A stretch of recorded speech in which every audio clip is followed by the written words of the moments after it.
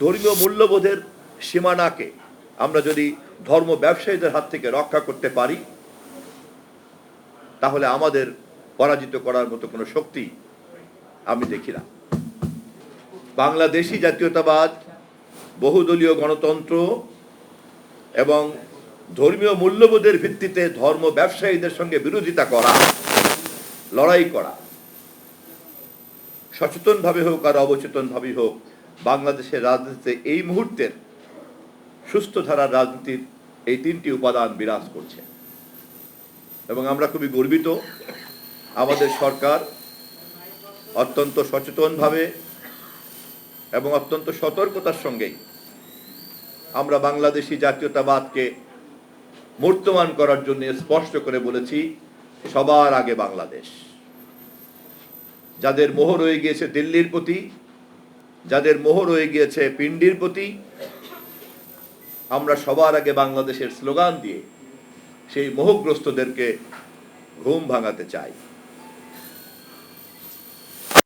দেশের অবাধ নির্বাচনকে যাকে বিতর্কিত করতে চেষ্টা করেছিল একটি মহল, যেই নির্বাচনকে প্রলম্বিত করতে চেষ্টা করেছিল একটি মহল, যেই নির্বাচনকে নানানভাবে প্রশ্নবিদ্ধ করতে চেয়েছিল সেই একটি মহল, তাদের হাত থেকে নির্বাচনের মতো একটি গণতান্ত্রিক রাজনীতির সবচেয়ে অনিবার্য অনুষঙ্গকে আমরা বাস্তবায়ন করেছি 12ই ফেব্রুয়ারির নির্বাচন অনুষ্ঠিত করার মধ্য দিয়ে। বাংলাদেশের গত 55 ইতিহাসেও কিন্তু একটা প্রমাণ, যে রাজনৈতিক দল, যে রাজনৈতিক নেতৃত্ব এবং যেই রাজনৈতিক প্রক্রিয়া এই মূল্যবোধের বাইরে ইচ্ছায় বা অনিচ্ছায় ঢুকে পড়েছে, তখনই কিন্তু গোটা জাতীয় সংকটের মধ্যে পড়েছে। আমি জাদু ভাইয়ের প্রতি সম্মান জানাতে গিয়ে ইতিহাসের এই দিকটাকে আপনাদের জানা আছে, তারপরেও আমি বিনয়ের সঙ্গে তুলে ধরলাম।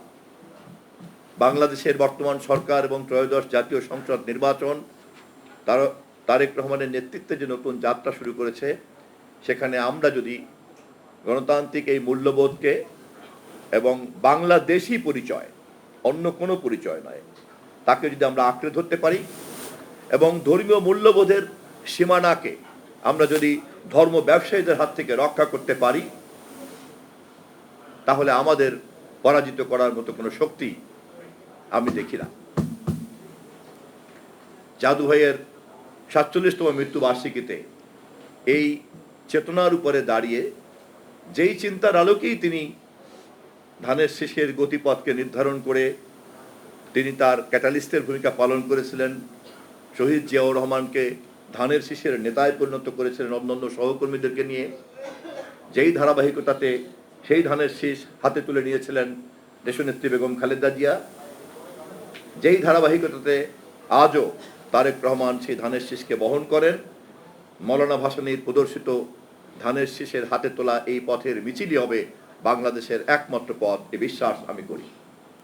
এবং এই ইতিহাস চর্চা করতে গেলেই আমাদেরকে বারবার স্মরণ করতে হবে মশিউর রহমান জাদু মিয়ার মতো একজন প্রজ্ঞাবান জাতীয় নেতাকে।